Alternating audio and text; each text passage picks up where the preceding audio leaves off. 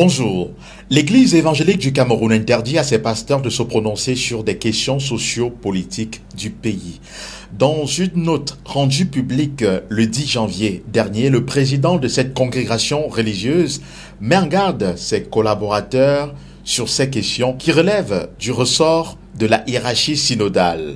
Qu'est-ce qui peut justifier ce message de l'Église évangélique du Cameroun quelques jours seulement après la sortie de certains évêques de l'Église catholique qui se sont prononcés contre la candidature du président Paul Biya à la prochaine élection présidentielle? Mesdames, Messieurs, nous avons rencontré les Camerounais qui s'expriment sur l'opportunité d'une telle sortie du président de l'Église évangélique du Cameroun. Écoutons-les. De mon point de vue personnel, je crois que c'est une incongruité pour les responsables des églises, la hiérarchie d'interdire à leurs collaborateurs de parler, de s'impliquer de la vie politique de notre pays. Dans notre pays, il y a la liberté d'expression, et demander aux pasteurs de ne pas se préoccuper du bien-être et des conditions de vie de leurs citoyens, du moins de leurs fidèles, pour moi relève d'une incongruité totale. Donc cette sortie, pour moi, c'est une sortie qui est déplacée et qui va créer sans doute des tensions au sein de l'Église. Et pour moi, je pense que cette sortie, c'est une sortie qui est très malvenue. Il y a cela quelques temps, c'était la sortie des prêtres. Et on a vu une autre sortie des évêques qui est sortie pour critiquer ce que le prêtre avait dit aujourd'hui. C'est les responsables des églises évangéliques qui font une sortie pareille. Pour moi, c'est vraiment désagréable ce genre de sortie. Et ça montre clairement qu'au Cameroun, on ne peut pas parler de liberté,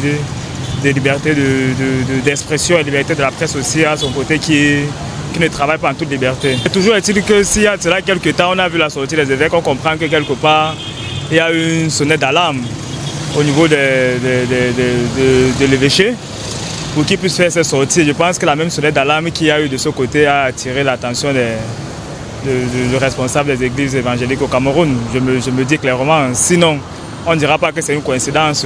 Si c'était les prêtres, ce sont les pasteurs, on comprend clairement qu'il y a une main cachée quelque part. Il le dit, il se base sur une seule chose, à savoir, il faut laisser à César ce qui est à César et à Dieu ce qui est à Dieu. Et à ce que je sache, les choses politiques, ce n'est pas fait pour les hommes de Dieu, puisqu'ils ont leur vocation qui ne servent à rien dans le monde politique. Ils sont juste là pour la population et pour sauver les âmes. Et ça n'a rien à voir avec les questions politiques. Je pense que c'est, à mon humble avis, c'est pour ça qu'on interdit à ces gens de se prononcer sur cette question. Bon, ils sont des citoyens, on ne dit pas non, mais ils sont des citoyens à part, si on peut le dire ainsi. Ils participent à la vie, on ne dit pas non, mais en ce qui concerne les choses politiques, la direction politique, ça ne relève plus de leur fonction. Voilà pourquoi ils ne peuvent pas se prononcer. Sinon, ils devraient retirer leur titre d'homme de Dieu et venir en tant que citoyen se prononcer là-dessus. Là au moins, on peut les comprendre. Mais en tant qu'homme de Dieu, ils n'ont pas le droit de le faire. Pour ma part, tout le monde a droit à s'exprimer sur la question politique. Donc, je trouve que la sortie du prêtre, oui, je trouve que la prise de parole du pasteur est un peu ambiguë, parce que chacun a son opinion vis-à-vis de la politique. Donc, je prends par exemple un cas très typique. Tu ne veux pas travailler quelque part et ton directeur t'interdit, il t'interdit de faire la politique pour bien de parti, pour le vote. Puisque quand il vote, c'est pour tout le monde. C'est peut-être par rapport à sa famille ou bien peut-être par rapport à ce qu'il vit au quotidien. Déjà que nous sommes sous un contexte politique trop tendu. Donc, pour ma part, tout le monde a sa prise de parole concernant la question politique. Toute personne qui est capable d'avoir une carte électorale doit avoir accès au vote. Mais qu'est-ce qui peut donc justifier la sortie du président de l'Église évangélique du Cameroun?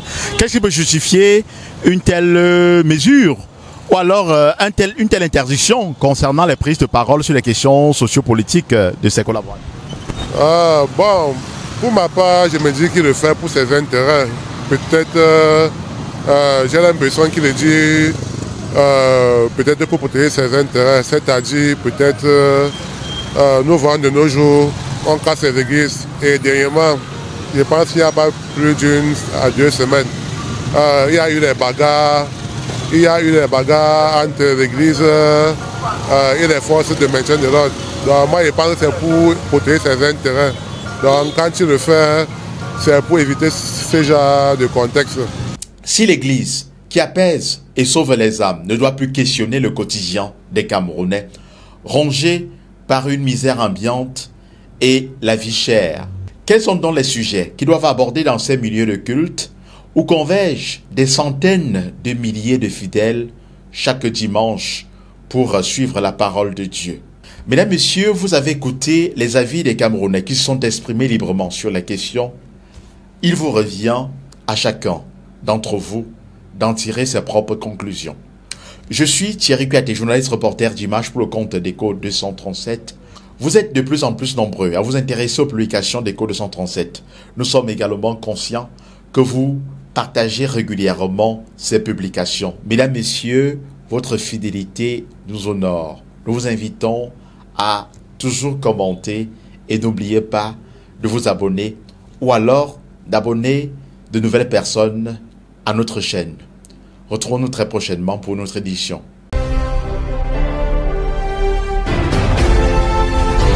La deuxième édition des FNPN Awards approche à grands pas.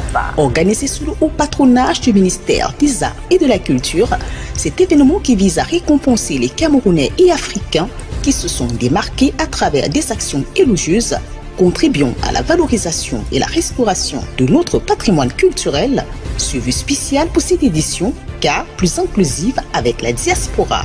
Au programme, vendredi 21 février 2025, un grand match de gala de football ouvert au grand public. Samedi 22 février 2025, c'est la l'apothéose dans la prestigieuse salle du Golden Hall de Bonapriso Douala avec la grande soirée des FNPN Awards. Les lauréats seront primés dans les catégories suivantes: prix promoteur culturel, prix de l'entrepreneuriat, prix de l'innovation, prix promoteur de la langue maternelle camerounaise, prix promoteur culturel de la diaspora, prix meilleure association culturelle camerounaise, meilleure association de la diaspora, prix personnalité camerounaise de la diaspora, prix grandes œuvres culturelles, prix acteur de la vie sociale, prix de l'artisanat, meilleur artiste musicien et musicienne, prix du journaliste et animateur, meilleur comédien, meilleur humoriste, meilleur groupe de danse patrimonial, meilleur influenceur, influenceuse web, prix de l'excellence africaine, prix spécial du sport camerounais, prix du jeune entrepreneur, etc. La grande soirée des FNPN Awards, c'est aussi des prestations musicales, un défilé de mode où se mêlent tradition et modernité et une compétition Miss et Master FNPN. Ne ratez pas ce rendez-vous qui verra la participation d'un public diversifié et des invités de marque, parmi lesquels des rois et chefs traditionnels des différentes régions du pays, des personnalités politiques et diplomatiques, des hommes d'affaires, des sportifs de renommée internationale, la diaspora camerounaise, sans oublier les célébrités issues du monde artistique et du showbiz. Les tickets sont déjà en vente. Vous souhaitez prendre part à l'événement ou nous accompagner comme sponsor?